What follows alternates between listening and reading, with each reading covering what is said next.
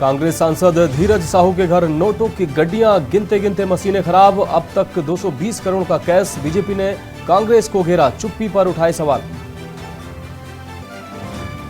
Cash for query case में महुआ मोइत्रा पर action. Mahua Moitra की संसद की सदस्यता रद्द। टीएमसी ने कार्रवाई पर उठाए सवाल। देवभूमि में निवेश के महाकुंभ का आगाज। पीएम मोदी ने किया इन्वेस्टर समिट का उद्घाटन। कहा, मैं तीसरे कार्यकाल में दुनिया की टॉप 3 इकोनॉमी में आएगा भारत। पीएम मोदी काशी से करेंगे मिशन 2024 का शंखनाद। स्ववेद महामंदिर का करेंगे लोकार्पण। 1000 करोड़ के प्रोजेक्ट की देंगे सौगात। राजस्थान में सीएम के लिए आपको बता दें, राजनाथ समेत 3 पर्यवेक्षक नियुक्त। 10 दिसंबर को हो सकती है विधायक दल की बैठक।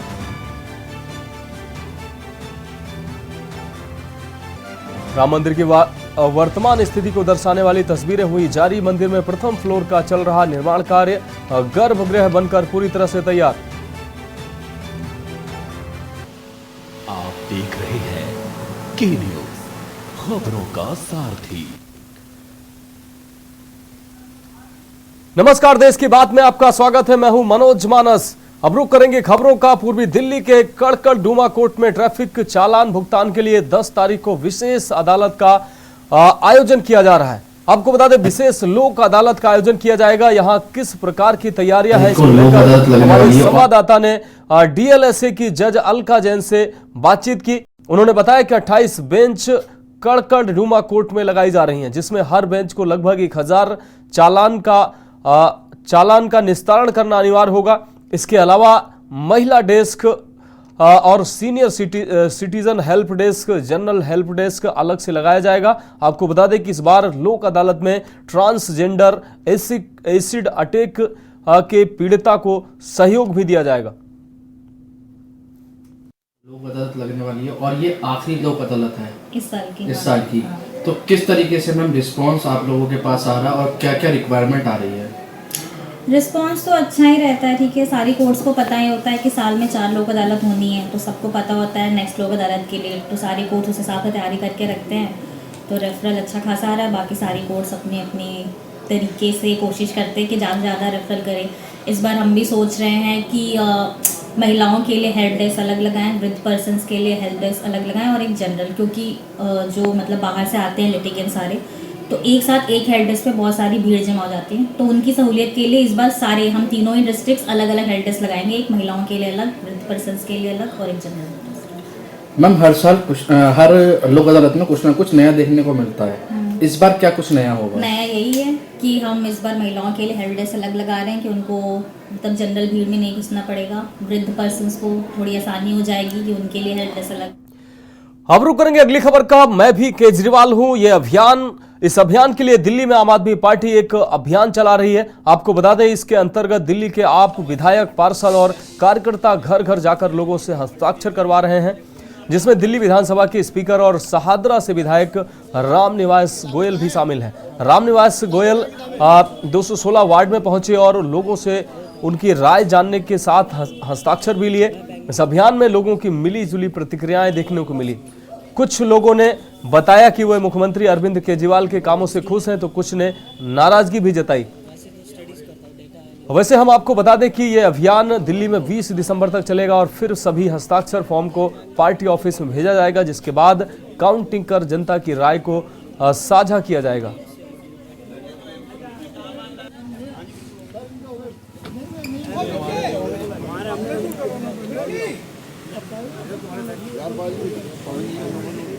मैं भी केजरीवाल क्या अभियान के तहत आम आदमी पार्टी।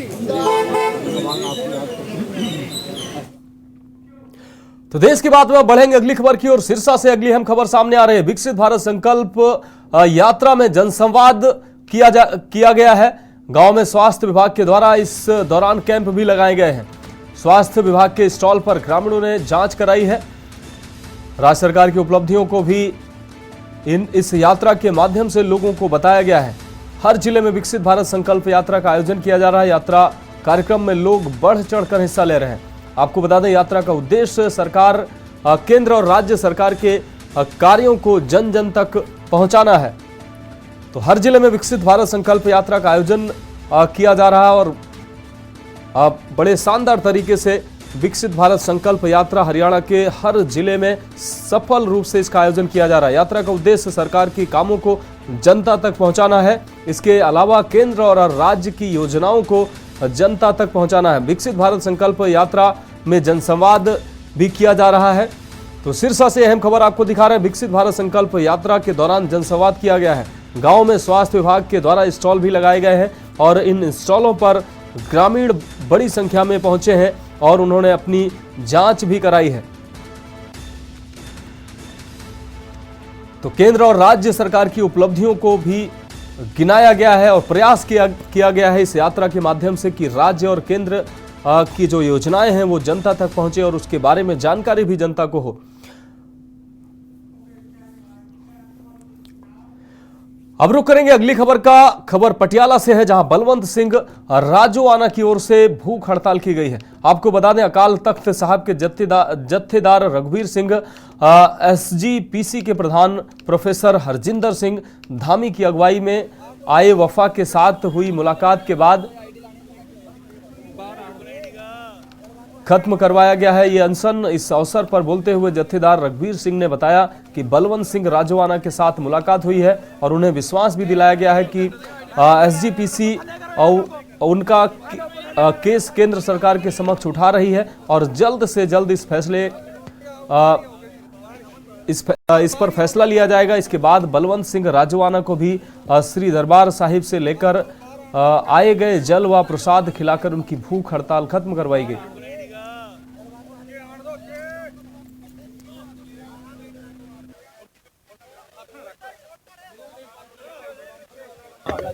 2007 ਵਿੱਚ ਫਾਂਸੀ ਦੀ ਸਜ਼ਾ ਹੋਈ ਔਰ ਉਹਨਾਂ ਦੀ ਫਾਂਸੀ ਦੀ ਸਜ਼ਾ ਜਿਹੜੀ ਆ ਉਹ ਕਨਫੈਸ਼ਨ ਦੇ ਬਿਹਾਵ ਤੇ ਹੋਈ ਸੀ। ਬਾਕੀ ਜਿਹੜੇ ਉਹ ਚ ਟ੍ਰਾਇਲੀ ਸੀਗੇ ਉਹਨਾਂ ਨੇ ਵਕੀਲ ਕੀਤੇ ਸੀ, ਇਹਨਾਂ ਨੇ ਕਨਫੈਸ਼ਨ ਕੀਤਾ ਸੀ। ਕਨਫੈਸ਼ਨ ਕਰਨ ਤੋਂ ਬਾਅਦ ਫਿਰ ਇਹਨਾਂ ਨੇ ਕੋਈ ਐਪੀਲੈਂਟ ਕੋਰਟ ਦੇ ਵਿੱਚ ਅਪੀਲ ਵੀ ਨਹੀਂ ਪਾਈ ਔਰ ਉਸ ਤੋਂ ਬਾਅਦ 2012 ਦੇ ਵਿੱਚ ਫਿਰ ਇਹਨਾਂ ਦਾ ਡੈਥ ਸੈਂਟੈਂਸ ਤਹਿਤ ਡੈਥ ਵਾਰੰਟ ਉਹ ਐਗਜ਼ੀਕਿਊਟ ਹੋਣ ਲਈ ਆਇਆ। ਉਸ ਵੇਲੇ ਸ਼੍ਰੀ ਅਕਾਲ ਤਖਤ ਸਾਹਿਬ ਵੱਲੋਂ ਤੇ ਮੌਕੇ ਦੀ ਸਰਕਾਰ ਨੇ ਉਹ ਯਤਨ ਕੀਤੇ, ਖਾਲਸਾ ਪੰਥ ਨੂੰ ਇੱਕ ਕਾਲ ਦਿੱਤੀ ਕਿ ਇਹਨਾਂ ਦੀ ਜਿਹੜੀ ਆਪਣੇ ਡੈਥ ਸੈਂਟੈਂਸ ਆ ਅਕਾਲ ਤਖਤ ਸਾਹਿਬ ਜੀ ਦੇ ਜਥੇਦਾਰ ਜੀ ਤੇ ਕੇਸਗੜ੍ਹ ਸਾਹਿਬ ਦੇ ਜਥੇਦਾਰ ਜੀ ਤੇ ਸ਼੍ਰੋਮਣੀ ਕਮੇਟੀ ਦੇ ਪ੍ਰਧਾਨ ਸਾਹਿਬ ਜੀ ਨੇ ਵੀਰ ਜੀ ਨਾਲ ਮੁਲਾਕਾਤ ਕੀਤੀ, ਕਿਉਂਕਿ ਸ਼੍ਰੀ ਅਕਾਲ ਤਖਤ ਸਾਹਿਬ ਜੀ ਤੋਂ ਆਦੇਸ਼ ਜਾਰੀ ਹੋਏ ਸੀ ਵੀਰ ਜੀ ਨੂੰ ਭੁੱਖ ਹੜਤਾਲ ਖਤਮ ਕਰਨ ਦੇ। ਤੇ ਅੱਜ ਸਿੰਘ ਸਾਹਿਬਾਨ ਜੀ ਜਦੋਂ ਆਏ ਤਾਂ ਵੀਰ ਜੀ ਨੇ ਉਹਨਾਂ ਨੇ ਨਾਲ ਪੂਰੀ ਗੱਲਬਾਤ ਕਰਕੇ ਤੇ ਉਸ ਤੋਂ ਬਾਅਦ ਸਿੰਘ ਸਾਹਿਬ ਜੀ ਨੇ ਆਪ ਜਥੇਦਾਰ ਜੀ ਨੇ ਸ਼੍ਰੀ ਅਕਾਲ ਤਖਤ ਸਾਹਿਬ ਜੀ ਨੇ ਸਰੋਵਰ ਦੇ ਜਲ ਦੇ ਨਾਲ ਗੁਰੂ ਰਾਮਦਾਸ ਜੀ ਦੇ ਤੇ ਜੂਸ ਦੇ ਨਾਲ ਭੁੱਖ ਹੜਤਾਲ ਤੜਵਾਈ ਸੀ। ਉਹਨਾਂ ਨੇ ਇਹ ਵੀ ਕਿਹਾ ਕਿ ਕਿਸੇ ਵੀ ਪਟੀਸ਼ਨ ਪਾਈ ਸੀ ਹਾਈ ਕੋਰਟ ਦੇ ਵਿੱਚ, ਉਸ ਪਟੀਸ਼ਨ ਦੇ ਵਿੱਚ ਕੋਈ ਫੈਸਲਾ ਨਹੀਂ ਆਇਆ ਸੀ। ਨਹੀਂ ਜੀ, ਅਸੀਂ ਕੋਈ ਅਲੱਗ ਤੋਂ ਪਟੀਸ਼ਨ ਨਹੀਂ ਸੀਗੀ। ਸ਼੍ਰੋਮਣੀ ਗੁਰਦੁਆਰਾ ਪ੍ਰਬੰਧਕ ਕਮੇਟੀ ਦੀ ਜਿਹੜੀ ਅਪੀਲ ਸੀ ਸ਼੍ਰੀ ਅਕਾਲ ਤਖਤ ਸਾਹਿਬ ਜੀ ਦੇ ਆਦੇਸ਼ ਤੇ, ਉਹਦੇ ਤੇ ਫੈਸਲਾ ਲੈਣ ਲਈ ਪਟੀਸ਼ਨ ਪਾਈ ਸੀ ਜੀ।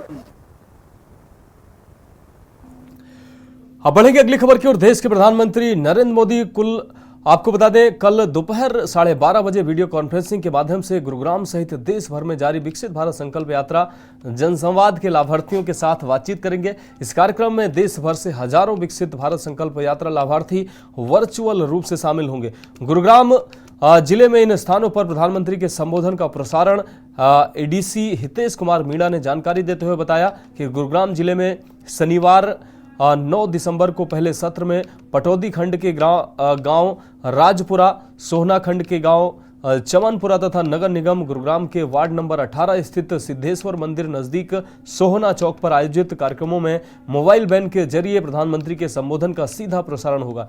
इसके अतिरिक्त जिला के सभी अटल सेवा केंद्र व कृषि विज्ञान केंद्र पर भी सीधा प्रसारण किया जाएगा। इन कार्यक्रमों में बड़ी संख्या में विभिन्न योजनाओं के लाभार्थी व जन प्रतिनिधि भी शामिल होंगे।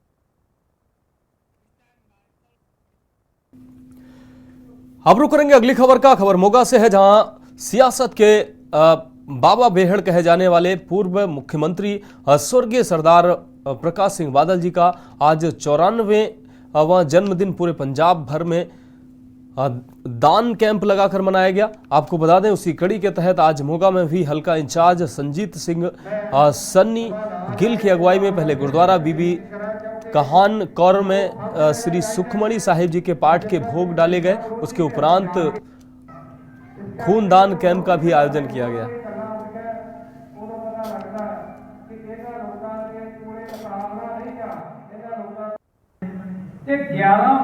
सरदार प्रकाश ਸਿੰਘ ਜੀ ਬਾਦਲ ਅਸੀਂ ਸਾਰੇ ਹੀ ਜਾਣਦੇ ਹਾਂ ਕਿ ਰਾਜਨੀਤੀ ਦਾ ਬਾਬਾ ਮੋੜ ਕਹੇ ਜਾਂਦੇ ਸੀ।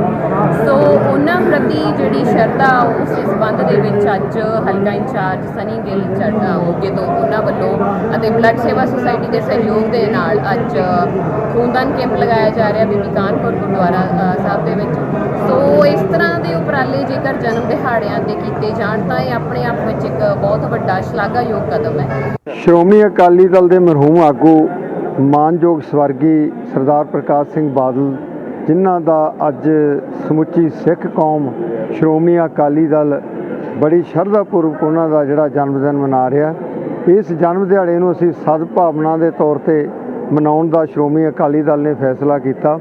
ਸਦਭਾਵਨਾ ਦਿਵਸ ਉਹਨਾਂ ਬਜ਼ੁਰਗਾਂ ਦਾ, ਉਹਨਾਂ ਪੁਰਖਿਆਂ ਦਾ ਮਨਾਇਆ ਜਾਂਦਾ ਜਿਨ੍ਹਾਂ ਨੇ ਆਪਣਾ ਜੀਵਨ ਸਦਾਚਾਰ ਅਖਲਾਕੀ ਤੌਰ ਤੇ ਉੱਚਾ ਤੇ ਸੁੱਚਾ ਰੱਖਿਆ ਹੋਵੇ, ਜਿਨ੍ਹਾਂ ਨੇ ਕੌਮ ਦੀ ਸੇਵਾ ਕੀਤੀ ਹੋਵੇ, ਜਿਹੜੇ ਨਿਸ਼ਕਾਮ ਸੇਵਕ ਦੇ ਤੌਰ ਤੇ ਵਿਚਰੇ ਹੋਣ ਤੇ ਵੱਡੀਆਂ ਅਹੁਦਿਆਦਾਰੀਆਂ ਤੇ ਵੀ ਉਹਨਾਂ ਨੇ ग्राउंड लेवल ਤੇ ਰਹਿ ਕੇ ਲੋਕਾਂ ਦੀ सेवा की है। अब रुक करेंगे अगली खबर का। सनौर पटियाला रोड स्थित गौ सेवा समिति में पशुपालन विभाग के अधिकारियों के द्वारा हल्का सनौर से आम आदमी पार्टी के विधायक हरमीत सिंह पठान के दिशा निर्देश पर मेडिकल कैंप लगाकर पशुओं का इलाज किया गया और पशुओं को दवाइयां भी वितरित की गईं। इस अवसर पर हल्का सनौर से आम आदमी पार्टी के विधायक हरमीत सिंह पठान माजरा के पुत्र जश्नदीप सिंह विशेष तौर पर पहुंचे, जिनका गौ सेवा समिति की तरफ से सम्मान भी किया गया। वहीं समिति की तरफ से गौशाला में जो गरीब बच्चों के लिए स्कूल चलाया जा रहा है, उसके लिए भी सरकार की ओर से उनकी मदद की जाने की बात कही गई।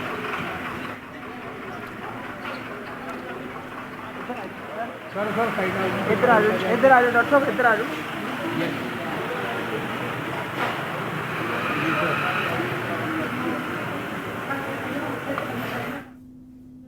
तो देश की बात में अब बढ़ेंगे अगली खबर की ओर। सरगुजा से अगली अहम खबर सामने आ रही है। नवनिर्वाचित एमएलए राम कुमार टोप्पो ने बैठक की है। सभी विभागों के अधिकारियों के साथ बैठक की है। जनता की समस्याओं को लेकर प्राथमिकता देने को लेकर ये बैठक की है। किसी की दबाव में ना आकर काम करने को कहा गया है उनके द्वारा।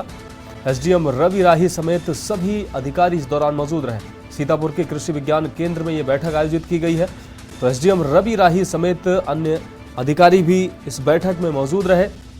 आपको बता दें, सीतापुर के कृषि विज्ञान केंद्र में यह बैठक आयोजित की गई है। तो नवनिर्वाचित एमएलए राजकुमार टोप्पो ने यह बैठक की है। इस बैठक के दौरान उनके द्वारा कुछ अहम बातें भी कही गई। सभी विभागों के अधिकारी के साथ बैठक की गई है। अब रुक करेंगे अगली खबर का। खबर पखांजूर से है, जहां भ्रष्टाचार के मामले में हमेशा सुर्खियों में रहने वाले नगर पंचायत पखांजूर फिर एक बार इसका कारनामा सामने आया है। आपको बता दें, जिसमें नगर पंचायत पखांजूर में बने सामाजिक कार्य के बने सद्भावना भवन पर ठेकेदार का कब्जा देखने को मिला है। मामले को लेकर पूर्व नगर पंचायत अध्यक्ष आसीम राय द्वारा वर्तमान अध्यक्ष बप्पा गांगुली और नगर पंचायत के सीएमओ पर निजी स्वार्थ के चलते भवन को ठेकेदार के मजदूरों और उनका सामान की हिफाजत के लिए दिया गया है। वहीं शादी और सांस्कृतिक कार्यक्रम पर लोगों को महंगा टेंट लेकर बाहर कार्यक्रम करना पड़ रहा है। जल्द ठेकेदार सद्भावना भवन से सामान नहीं हटाने पर भाजपा द्वारा मामले पर उचित कदम उठाने की बात कही गई है। वहीं आने वाले समय में भी कहीं ना कहीं ऐसा लग रहा है कि नगर पंचायत पखांजूर में भी बुलडोजर जैसी कार्रवाई देखने को मिल सकती है। पूरा हाँ देख ले वो तो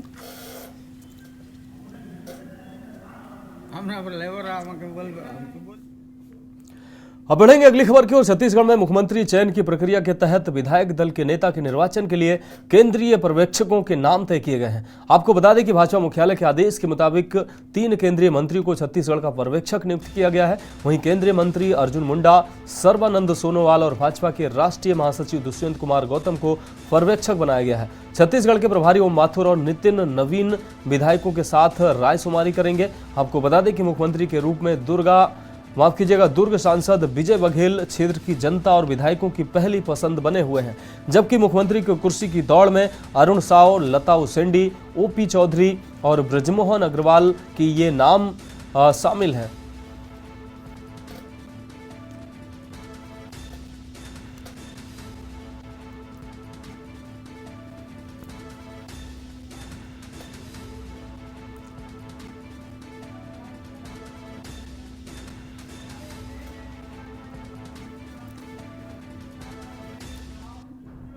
तो देश की बात में वक्त एक ब्रेक का है, जल्द हाजिर होंगे।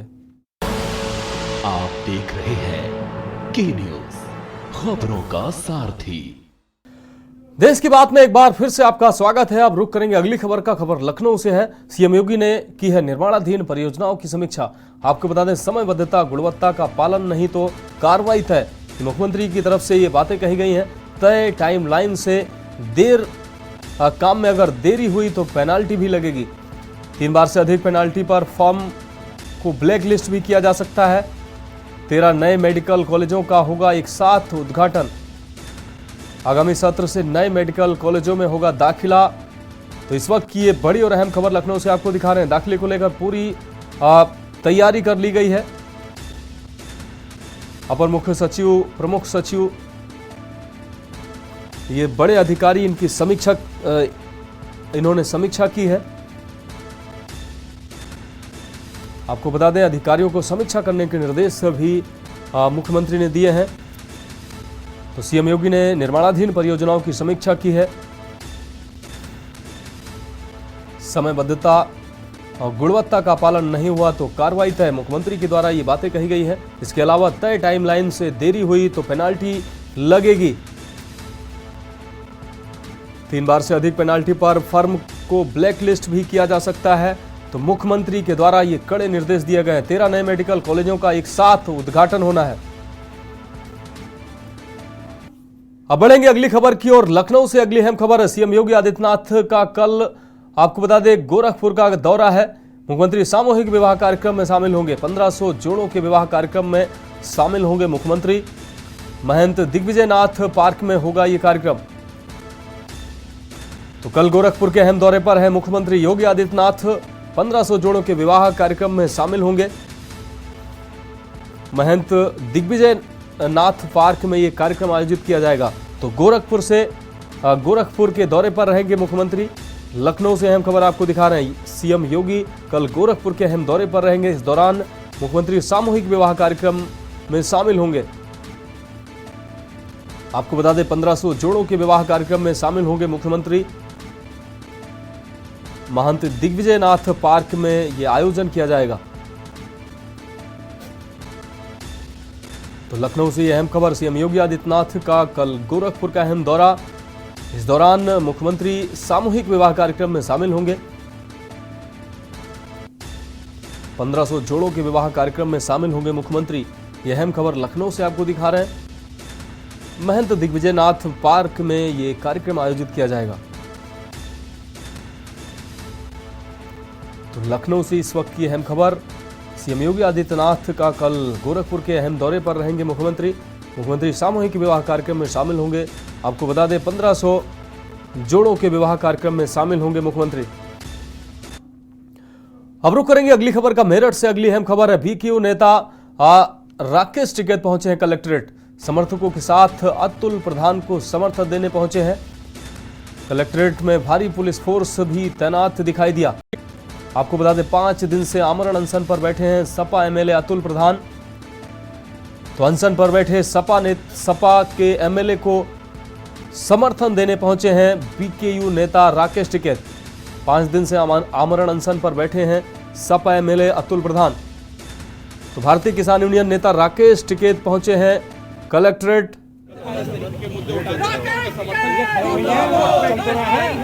तो सपा एमएलए अतुल प्रधान को समर्थन देने पहुंचे हैं राकेश टिकैत। इस दौरान समर्थकों के साथ पहुंचे हैं और किसान भी बड़ी संख्या में इनके साथ पहुंचे हैं।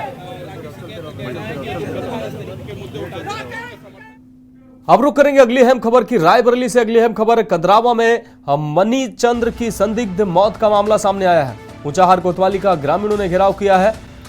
हत्या को आत्महत्या बताने पर नाराजगी जताई गई है। ग्रामीणों ने लगाए हैं पुलिस मुर्दाबाद के नारे। आपको बता दें, ग्रामीणों ने प्रशासन को 8 दिन का समय दिया है। तो रायबरेली से इस वक्त की बड़ी और अहम खबर आपको दिखा रहे हैं। ग्रामीणों में आक्रोश देखने को मिला है और ग्रामीणों ने प्रशासन को 8 दिन का समय दिया है। आपको बता दें, हत्या को आत्महत्या दिखाने पर नाराज हुए हैं ग्रामीण। कंदरावा में मनीष चंद्र, आपको बता दें, मनी चंद्र की हत्या का यह मामला। ऊंचाहार कोतवाली का ग्रामीणों ने घेराव किया है। हत्या को आत्महत्या बताने पर नाराजगी जताई है।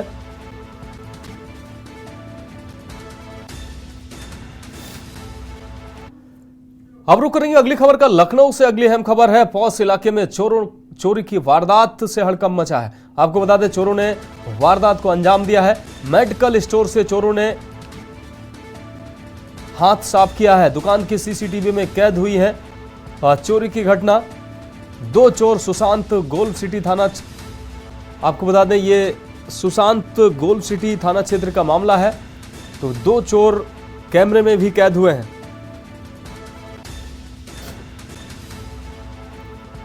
तो पौष इलाके में चोरों ने हाथ साफ किया है। चोरी की वारदात सामने आई है। मेडिकल स्टोर से चोरों ने वारदात को अंजाम दिया है।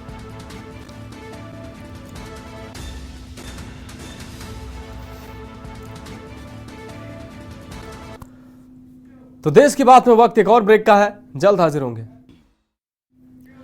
ब्रेक के बाद देश की बात में एक बार फिर से आपका स्वागत है। आप बढ़ेंगे अगली खबर की ओर। ऋषिकेश से अगली अहम खबर है। केंद्रीय गृह मंत्री अमित शाह का कल अहम दौरा।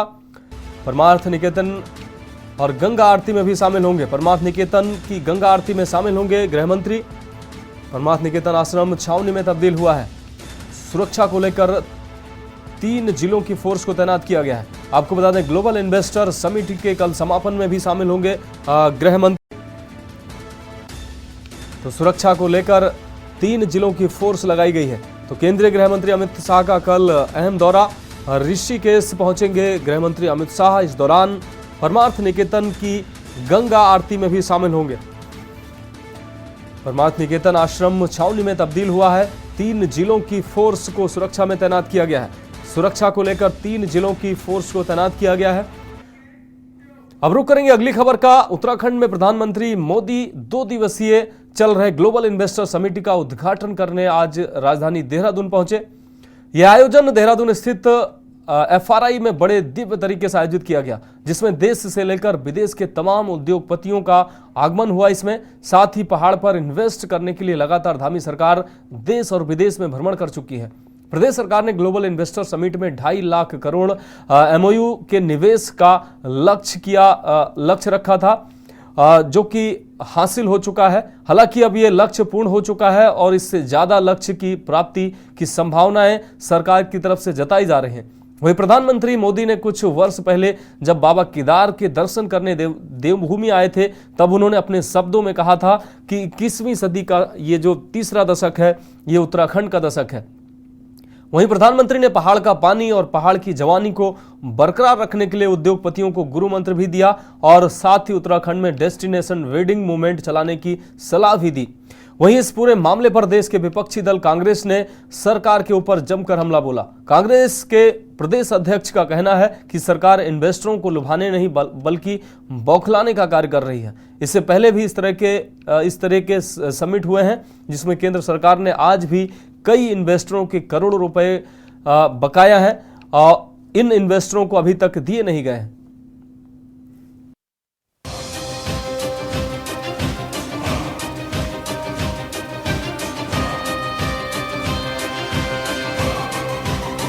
सरकार का दावा है कि ये 3 लाख करोड़ से ज्यादा का इन्वेस्टमेंट उत्तराखंड को आने वाले समय में मिलेगा।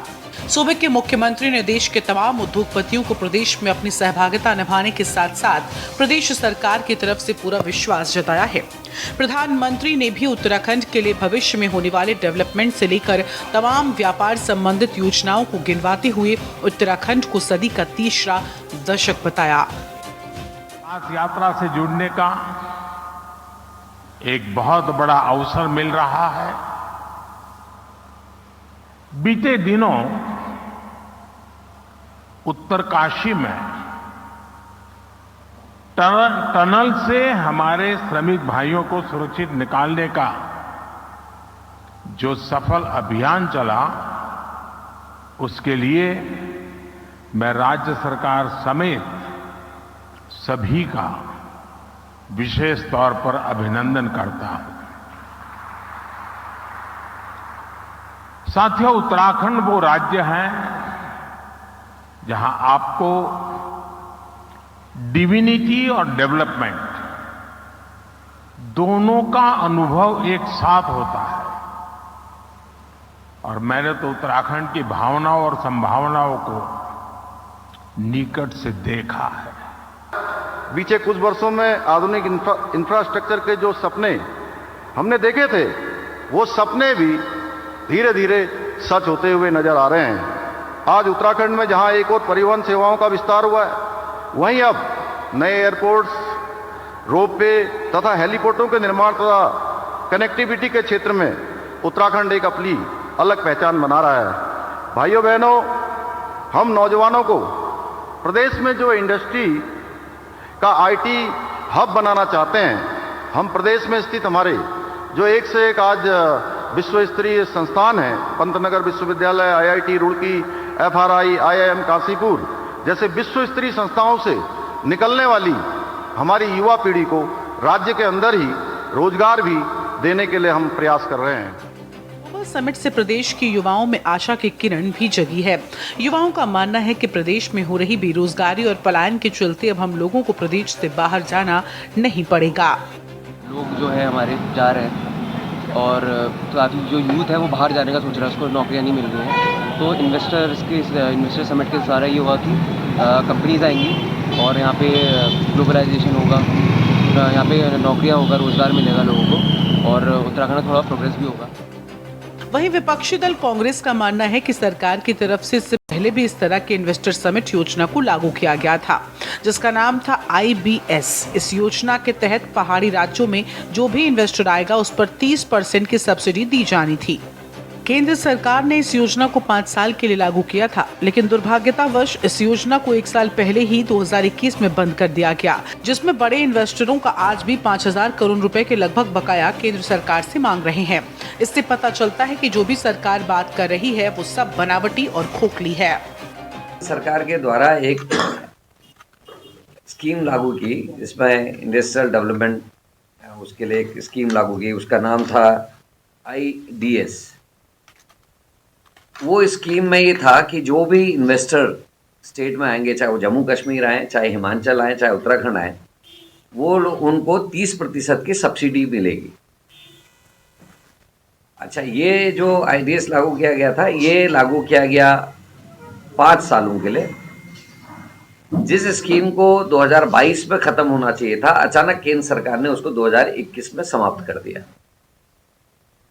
उत्तराखंड का जो कुल हिस्सा था, उसमें से केवल 1100 करोड़ रुपया उत्तराखंड को मिला, और आज के दिन भी जब मैं ये प्रेस वार्ता कर रहा हूँ, उन इन्वेस्टर्स का 5000 करोड़ रुपया आज भी केंद्र सरकार में बकाया है। हालांकि 2017 में भाजपा की सरकार में रहे पूर्व मुख्यमंत्री त्रिवेंद्र सिंह रावत ने भी ग्लोबल इन्वेस्टर समिट को लेकर भव्य रूप से कार्यक्रम आयोजित किया था, जिसमें देश और विदेश के उद्योगपतियों को भी बुलाया गया था। लेकिन सरकार के तमाम दावे अभी तक धरातल पर उद्योगों को विस्थापित करने में असफल नजर आए। सवाल ये है कि प्रदेश के मुखिया पुष्कर सिंह धामी के लगातार बढ़ते इन प्रयासों का आगे पहाड़ का पानी और पहाड़ की जवानी स्थापित रखने में कितना बड़ा योगदान होगा, ये देखना होगा। Uttarakhand desk report. तो देश की बात में अभी मेरे साथ इतना ही। मुझे दीजिए इजाजत और आप देखते रहिए की न्यूज़ इंडिया।